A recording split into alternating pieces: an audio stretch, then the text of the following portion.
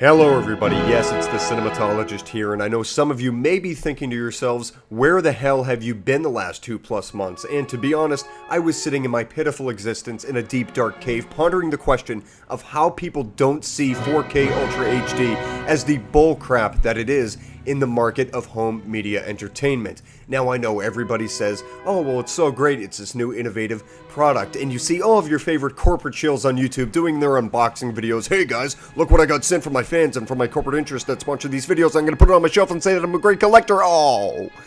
Yeah, well for people that have been collectors like me for quite a while now, this poses a threat as one of the stupidest gimmicks that I think I have seen as a collector of home entertainment media. That being that this isn't sustainable, this is not going to last, and it provides such a very finite, small, superficial boost of quote-unquote quality, it is not worth the investment because you will not get the return that you have to put into it in the long run. It's a cash grab, it's a waste of money, so why don't we get into why this is bullcrap.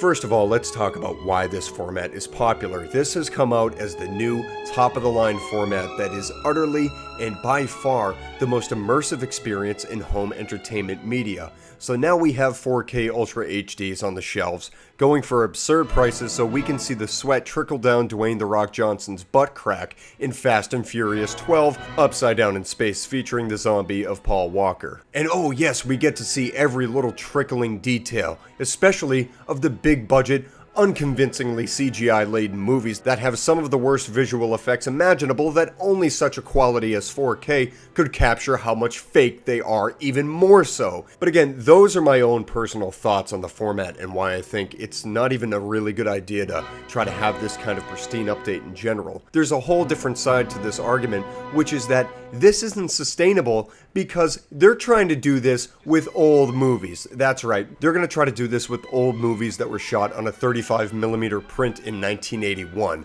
Yeah, see how that works out. At least we could say with Blu-rays, they were getting the raw quality from the original stock footage. But now with 4K, to try to stretch and upgrade that into a much more large and ginormous picture and try to say it's more pristine, I think is unattainable. This isn't going to be possible to do with older movies. Hell, it's not going to be possible to do with most modern movies. A lot of modern movies still can't even shoot in 4K or 8K, whatever the hell K these big budget action blockbusters are going to shoot in. So even then, the market is so small because only certain movies can afford these kinds of budgets for their resolution and their image quality. And even at that, a lot of the things turn out to be unconvincing and more artificial looking, especially when you see them in this 4K format. Now, I even had somewhat of an argument with the filmmaker James Gunn. He was posting a promotion for the new 4K Ultra HD release of Guardians of the Galaxy Volume 2, to which I responded that I really felt this was kind of a gimmick and that really isn't providing the next jump in home media entertainment that something like Blu-ray has. And he responded saying that it's something like he's never seen in his life and will provide the most immersive movie experience. Well, I just straight up have to disagree with that, because you're only getting small little speckles of image quality upgraded. And even then, this is only really attainable through very expensive technology that only big studios can afford. So what does that mean for us, the consumers and the collectors? This means that if we're to invest in this product, we have to upgrade our TVs, our DVD, Blu-ray players, and then our Blu-ray or movie collection, in theory. This means we're going to be spending hundreds if not thousands of dollars to upgrade to a format that's really only exclusive to maybe a couple of movies per year, those really big budget action blockbusters. Now if you don't believe me, why don't we go back in time and see how this has kind of fared over the decades. Back in the early 80s, there was a competition between Betamax and VHS. Betamax was argued to have the better quality overall between sound and image, but VHS came pretty close and for a much cheaper price, so VHS became the standard for almost 30 years. Then it's VHS versus Laserdisc in the late 80s and early 90s. Laserdisc really didn't have the upgrades that the ridiculous image of a Laserdisc disc had on your shelf, and the real lack of any kind of convenience over VHS led to its demise as well. With Laserdisc, you won't believe the difference.